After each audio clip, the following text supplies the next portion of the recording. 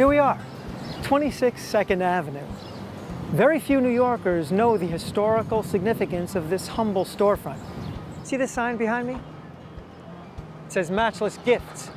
It was the name of a curio shop that was here in the mid-60s, a name that turned out to be quite prophetic indeed. It's here where an ancient Eastern spiritual tradition took root and expanded throughout the world. This is where it all began, the very first Hare Krishna temple in the West. Take a look around. You can see how small it is. The Swami would come and sit on this end and lecture on the philosophy of Krishna consciousness.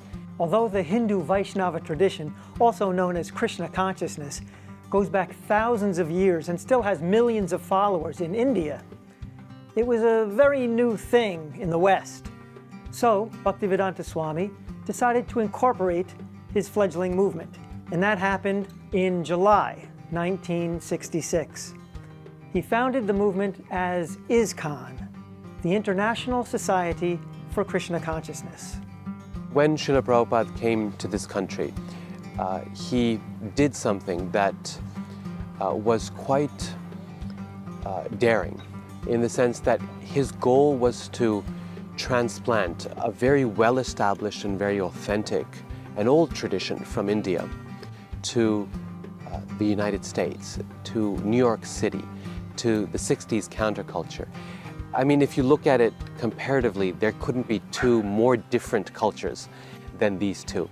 Within 12 short years after he left India, A.C. Bhaktivedanta Swami Prabhupada traveled across the globe 14 times, initiated thousands of disciples, established over 100 centers, several farm communities, as well as various charity and educational organizations. But what happened to his legacy after he passed in 1977? Where does his organization stand now, 5 decades after he established it?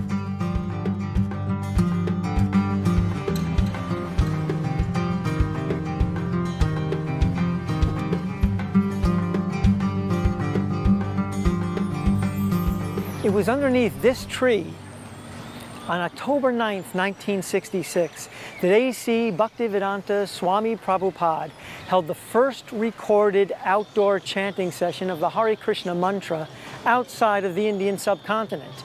Chanting the Hare Krishna mantra is one of the most important activities for Krishna devotees.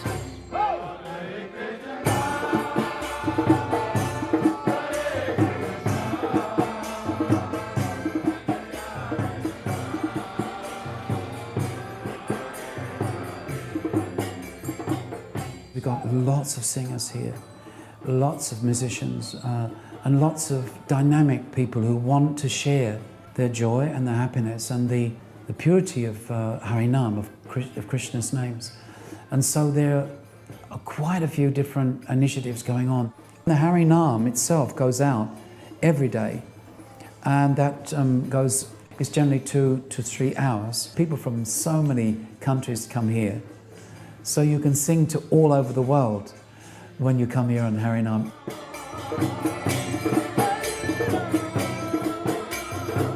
There's Kirtan London. Sometimes they hold 6 to 8 hour kirtans where they invite the general public, anyone who wants to come.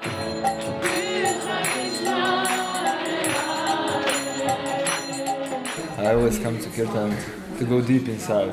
Well, I cried even more than usual. It connects me with happiness. There's been kind of a surge over the last 15 years where we've seen more and more the youth of the Hare Krishna movement are just set alight by their desire to specifically do kirtan.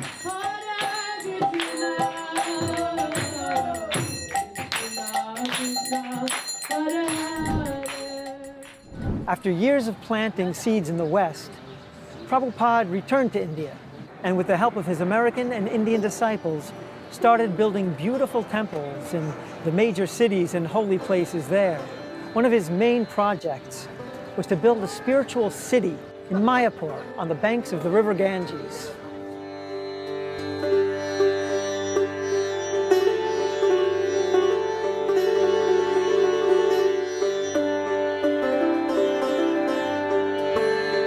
Prabhupada was planning a project that was far bigger than ever had been attempted by anyone else. A temple like this has never been built for hundreds of years. We want to make this like a gem. This temple, the Temple of Vedic Planetarium, can unite the whole world and establish the peace and prosperity all over the world. Well, Mayapur is the home for all devotees. I was born and brought up in England. I was born in Cape Town, South Africa. I was born in Detroit, Michigan, in America. I'm from Brazil. I was born in Bengal. My wife, Maya Pureshwari, is from Ukraine. I originally come from China. We actually had a visitor here once from the UN, and he said, wow, this really is the United Nations here. It's amazing how people can understand each other, although they're so different. We have a oneness on the spiritual platform, and at the same time we recognize the differences. There's variety as well. Mayapur is just a happy place.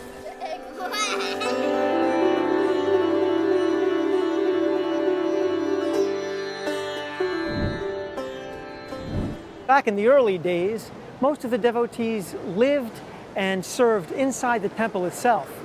Nowadays, most devotees have families and have regular jobs. Lawyers, doctors, bus drivers, even actors, like me.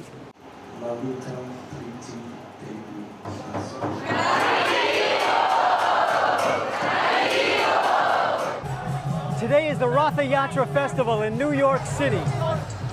Although Prabhupada started his mission here in New York, his teachings have reached almost everywhere in the world now and have been making the kind of impact that, for some places, was unimaginable 50 years ago.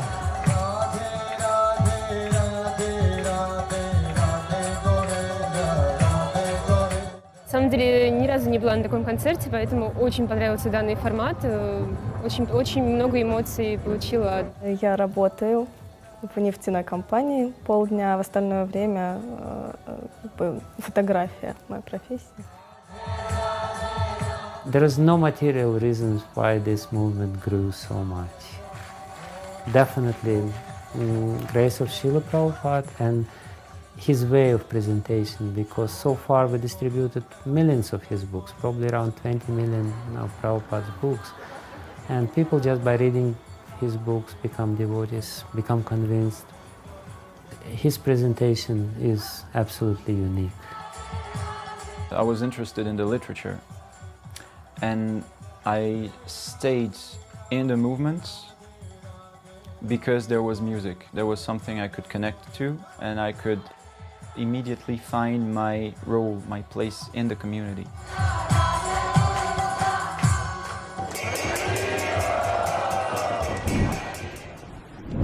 Behind me are a row of colorful tents. Inside of each of them is a different aspect of the central components of the culture of Krishna consciousness. Directly behind me is a booth called Books on Yoga and Meditation. They give the basis of our philosophy. Basically, that we're not this body, we're eternal spiritual souls.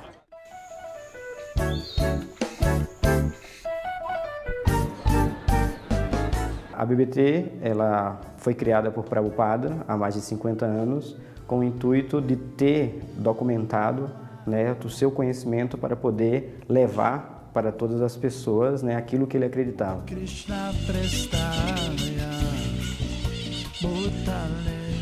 Minha maior alegria na vida é esse serviço de tradução, porque eu sei que eu não estou beneficiando só a mim, mas eu beneficio as pessoas que têm acesso a esses livros. E a tradução também tem uma vantagem, algumas vezes eu gosto de escrever também, mas na escrita talvez apareçam as minhas imperfeições, as minhas debilidades, mas quando eu traduzo o livro de uma pessoa completamente qualificada, como os Goswamis ou Prabhupada, eu tenho certeza de que eu estou sendo um instrumento de uma mensagem perfeita. Então, me inspirou muito, né, distribuir livros, porque foi também através dos livros que eu pude mudar de vida, né, mudar meu nível de consciência, né, que mudou completamente a minha vida. Então eu gosto, né, da ideia de oportunizar isso para outras pessoas, dar isso para outras pessoas, né? Algo que foi maravilhoso na minha vida, que outras pessoas tenham a oportunidade. A partir de 2009, em 2009 nós conseguimos distribuir 135 mil livros e desde então a nossa média anual é de 350 mil livros. A minha maior felicidade na vida é quando eu vejo que Prabhupada ele é reconhecido pelo serviço que ele fez e que faz para a humanidade.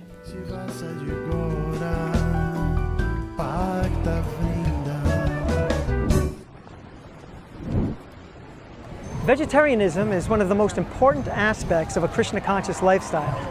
Devotees try to cause the least amount of suffering possible to other living beings. This is called ahimsa in Sanskrit. It's the principle of non-violence. Prabhupada and his followers have contributed tremendously to the fact that vegetarianism is much more popular now and has even become somewhat mainstream.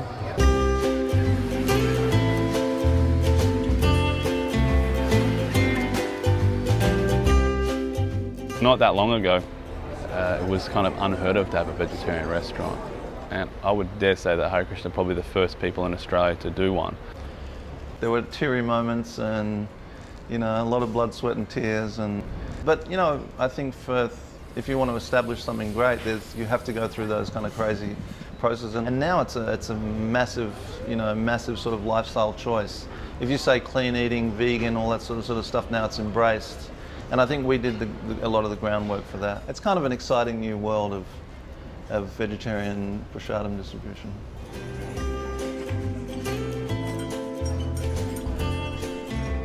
I always eat at Govinda's, just a natural routine. The best recipe for people to be happy, I think that developing an attitude of service towards other people. The reason we do what we do and we push every day is the reciprocation we get from the people we're doing it for. And every day they're coming in, we have people coming in multiple times a day even, and just showering with us appreciation and affection and love. I think the Hare Krishnas, that I know them anyway, are really integral to the community at James Street. I think they provide a really beautiful service and they make incredible food.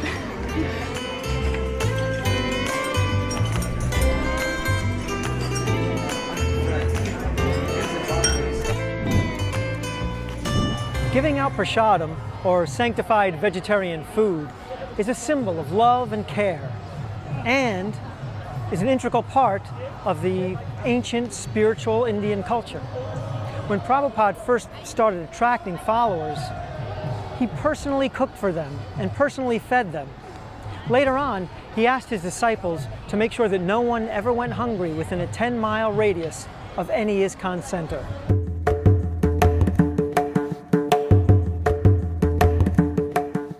The ISKCON Food for Life is the world's largest free food vegetarian program which serves out holistic meals to people all around the world at its different centers. The Food for Life initiative in ISKCON Mumbai started in 1980s and is still going very strong, where a holistic meal is served to people every day, morning and evening.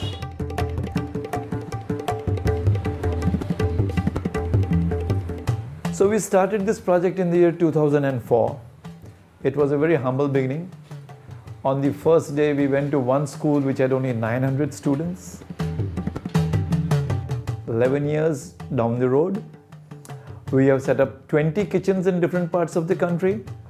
We have a presence in 8 states, and we are feeding 1.2 million kids every day.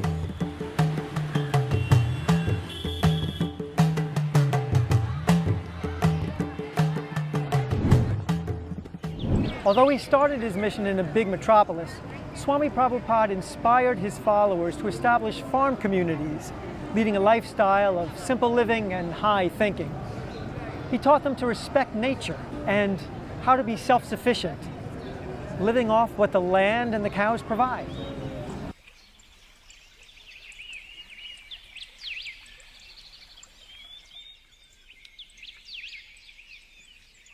Számunkra a környezetvédelem az nem csak egy jelmondat, amit kiteszünk valahova az ajtó fölé, és arról és azt meditálunk nap, mint nap, hanem Mi gyakorlatban az életmódunk a legfőbb környezetvédelmi programunk. Közösségünkben 130-an élnek, és ehhez szükséges zöldséget, gyümölcsöt, gabonát, tejet, tejterméket meg tudjuk termelni. Gabonából több mint 10-szeres túltermelésünk van. At the moment we have around 50 cows and oxen. We have our own water system. So Krišne Valley is completely off the grid. No gas, no water, no electricity is coming in. Krišne Valley has a really great reputation of being the largest sustainable eco-village in Europe.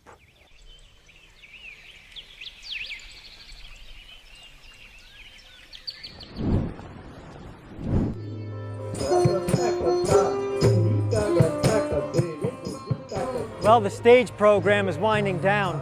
The younger generation is really stepping up, taking on more leadership roles within the society and the organization of running festivals like this one.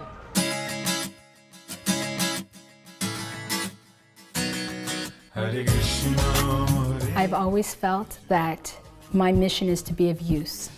I have a teaching degree, so my primary job is teaching. What we really look at is a holistic approach to education. They teach science, they teach mathematics, they teach reading, they teach how to write, they teach how reading comprehension, and lots of other stuff, including about Krishna. And so that's why I really like this school. Everything that we do, it's age appropriate, and it's done with the eye of just creating these positive spiritual experiences that they can look back on and want to continue or relive in some way. I want to be an ecologist and save Krishna's trees.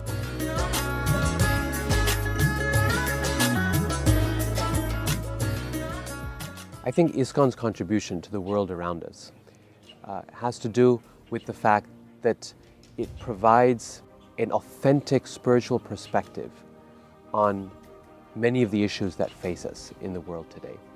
We live in a world that is technologically very advanced, that is scientifically very accomplished, and yet a world where people are seeking community, they're seeking heart, they're seeking relationships with other human beings, and are seeking meaning and purpose in their lives. And what ISKCON does, I think, is provide the opportunity, provide a pathway to finding that meaning and living it in a day-to-day way that is at the same time connected to our world around us and yet gives meaning and hope for something much greater than we human beings can imagine ourselves.